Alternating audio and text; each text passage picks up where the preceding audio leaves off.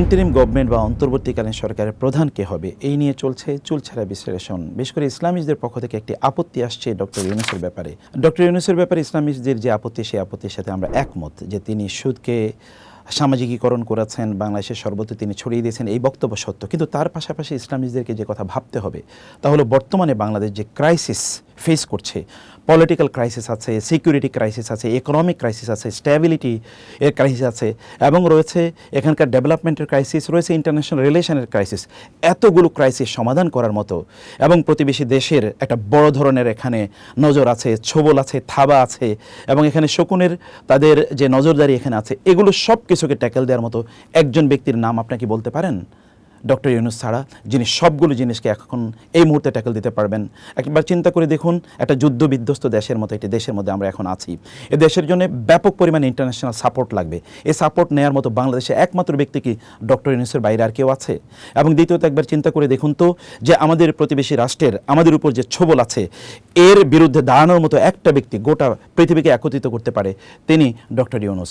এবং তার পাশাপাশি গোটা বাংলাদেশ উন্নয়নের ক্ষেত্রে, ইকোনমিক্যাল ডেভেলপমেন্টের ক্ষেত্রে তিনি সুদী কাজ করেছেন বটে, সে কথা সত্য, কিন্তু এই জায়গায় তার যে এক্সপার্টিজ আছে, এত হিউজ এক্সপার্টিজ গোটা দেশকে ডেভেলপ করার জন্যে, এবং এর বাইরে বাংলাদেশের বাইরেও গোটা পৃথিবীতে গ্রামীণের যেই ব্যাংকের তাদের যেই সমৃদ্ধি এবং তাদের যে সুনাম রয়েছে, এবং এখানে তাদের যে এক্সপার্টিজ রয়েছে, এরকম একটা লোককে আমাদের কাছে আছে বলুন? এমন কোনো লোক আছে?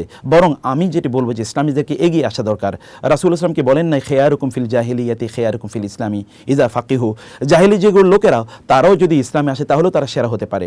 ডক্টর ইউনূসকে বরং আপনার বরণ করে নিন, তার কাছে আপনার যান, তার কথা আপনারা বলুন, তিনি বুঝুক যে ইসলামিস্টরা তাকে সাপোর্ট করছে। অতএব এমনিই তিনি মুসলিম, আর ইসলামের ব্যাপারে তার আরও সফট কর্নার তৈরি হবে। তাকে আপনার বলুন, আপনারা তাকে দাওয়াত দেন। ওমর ইবনুল খাত্তাব রাদিয়াল্লাহু তাআলা আনহু জাহিলি যুগে রাসূলকে হত্যা করতেও গিয়েছেন, কিন্তু ইসলামে কত বড় সম্পদ তিনি হয়েছেন। আর আমর ইবনুল আস রাদিয়াল্লাহু তাআলা আনহুর কথা যদি একবার চিন্তা করে দেখুন, অথচ সোহাইল ইবনে আমরের কথা একবার চিন্তা করে দেখুন, মক্কা বিজয়ের সময় যখন সাহাবায়ে কেরামরা তার ব্যাপারে খারাপ কথা বলতে গিয়েছিল, রাসূল সাল্লাল্লাহু আলাইহি ওয়াসাল্লাম বললেন, না বলো না। তিনি একদিন মুসলিমদের পক্ষে তিনি শক্তিশালী ভূমিকা তিনি পালন করবেন, এবং তার এই মুখের কথাই, তার যে বুদ্ধিমত্তা, ডিপ্লোম্যাটিক তার যে বুদ্ধিমত্তা, এটা কোনো এক সময় মুসলমানদের কাজে লাগবে। এবং আপনারা জানেন আবু বকর রাদিয়াল্লাহু তাআলা আনহুর সময় রিদ্দার যুদ্ধে যখন লোকেরা বিভিন্ন জায়গায় তারা ছড়িয়ে পড়ছিল, এবং যখন তারা ইসলামের বিরুদ্ধে চলে গিয়েছিল, তার বক্তব্যে কিন্তু হাজার হাজার লক্ষ লক্ষ লোক আবার ফিরে এসেছে। তার সেই মুখের বাণী কিন্তু ইসলামের কাজে লেগেছে। ডক্টর ইউনূসকে আমরা কিন্তু সেভাবে তাকে স্বাগত জানাতে পারি, আমাদের পক্ষে লাগাতে পারি। কমপক্ষে এখন ন্যারো চিন্তা থেকে বের হয়ে গোটা বাংলাদেশকে আমাদেরকে রিফর্ম করতে হবে, বাংলাদেশকে আমাদের রক্ষা করতে হবে। এই রক্ষা করার ক্ষেত্রে ডক্টর ইউনূসের বিকল্প আমাদের কাছে আপাতত নাই।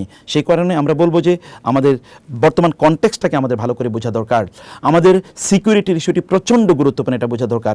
গোটা আন্তর্জাতিক বিশ্বকে আমাদের প্রচুর পরিমাণে লাগবে, আমাদের প্রচুর ইকোনমিক সাপোর্ট লাগবে, আমাদের অনেক অর্থনৈতিক সাপোর্ট আমাদের লাগবে, অনেক সহযোগিতা আমাদের লাগবে। এই সহযোগিতা ডক্টর ইউনূসের মাধ্যমে করা সম্ভব। ইনি একমাত্র ব্যক্তি যিনি পৃথিবীর যে কোনো ব্যক্তিকে, তিনি যত পাওয়ারফুলি হোক না কেন, তিনি সরাসরি ফোন দিতে পারেন। তিনি আমেরিকার প্রেসিডেন্টকে, তিনি জাতিসংঘের মহাসচিবকে, তিনি ওয়ার্ল্ড ব্যাংকের প্রধানকে, প্রেসিডেন্টকে, এবং পৃথিবীর ইউরোপিয়ান ইউনিয়নের প্রধান কর্তা ব্যক্তিদেরকে, পৃথিবীর যে কোনো রাষ্ট্রপ্রধানকে তিনি যদি চান এই মুহূর্তে তিনি ফোন দিতে পারেন, এবং প্রত্যেকে তার ফোন ধরবে। তিনি একমাত্র ব্যক্তি যার নামে বাংলাদেশকে বহু লোকেরা চেনে। অতএব আমরা আমাদের নিজেকে ওই জায়গায় নিয়ে যাই, ডক্টর ইউনূসকে দিয়ে আমরা আমাদের দেশকে, আমাদের যে স্বার্থ আছে সেই স্বার্থটা আমরা হাসিল করি, সেটি আমাদের দরকার।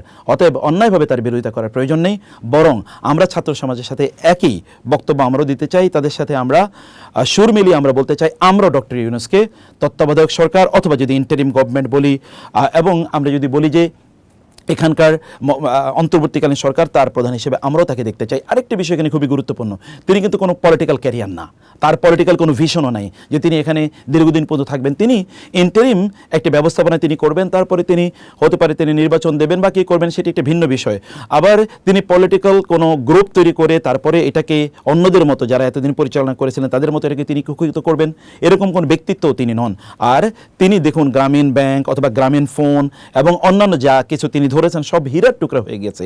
তার যে সোশ্যাল বিজনেস, এটা তো আমাদেরই আইডিয়া, এটাকে তিনি কেবল একটু আপনার মানে ইউরোপিয়ানাইজ তিনি করেছেন। সোশ্যাল বিজনেস তো আমাদের ওয়াকফের যে আইডিয়াটা তিনি আসলে সেল করতে চেয়েছেন। অতএব তার কনসেপ্টগুলোকে এগুলোকে ইসলামের বাইরে আপনি দেখবেন না, এগুলোকে কোনো অবস্থায় ইসলামাইজ আপনি করে নিতে পারেন। তার ইকোনমিক থিওরিটাকে আপনি কেবল ইসলামিক থিওরিতে রূপান্তরিত করেন।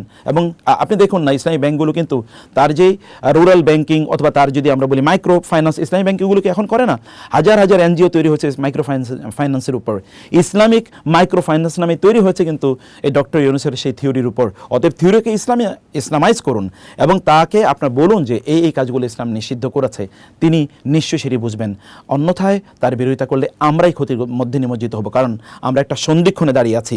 ক্রু থেকে কাউন্টার ক্রু হয়, হতে পারে যে আপনাদের যে অভ্যুত্থান, আপনাদের যে অর্জন, যে বিজয়, এই বিজয় কিন্তু হাতছাড়া হয়ে যেতে পারে।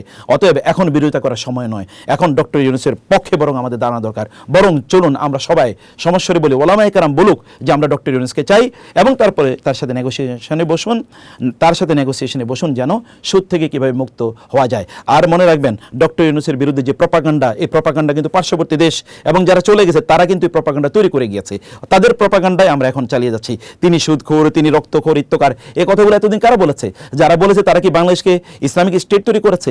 তারা কি এখানকার ইকোনমিক সিস্টেমকে ইসলামিক করেছে? তারা কি এখানকার ইসলামিক ব্যবস্থাপনা যারা বলেছে তারা কি তাদের পক্ষে ছিল? ওলামায়ে কেরামদেরকে কারা হত্যা করেছে? কারা এখানকার ইসলামিক প্রতিষ্ঠানগুলোকে বন্ধ করে দিয়েছে, লুটতরাজ করেছে? কারা ইসলামের নামে কোনো জিনিসকে ইসলামিক কোনো পর্যন্ত আমরা প্রতিষ্ঠান করতে পারি নাই? আমরা ইসলাম ইউনিভার্সিটিগুলোতে ইসলামিক স্টাডিজ ডিপার্টমেন্ট আমরা খুলতে পারি না, কাদের কারণে? তো তাদের এতদিন তারা ইসলামের পক্ষে ছিল, আবার নতুন কেউ কি ইসলাম এখানে প্রতিষ্ঠিত করে ফেলবে এখনই? তা করবে না। সে কারণে আমাদেরকে একমাত্র যোগ্য ব্যক্তি যেহেতু তিনি, অতএব চলুন আমরা তার পক্ষে দাঁড়াই এবং তাকে আমরা সাপোর্ট করি, তাকে আমাদের সম্পদ হিসেবে আমরা ব্যবহার করি। আল্লাহ সুবহানাহু ওয়া তাআলা আমাদেরকে বুঝার তৌফিক দান করুন। আল্লাহুম্মা আমিন। ওয়াসসালামু আলাইকুম ওয়া রাহমাতুল্লাহি ওয়া বারাকাতুহু।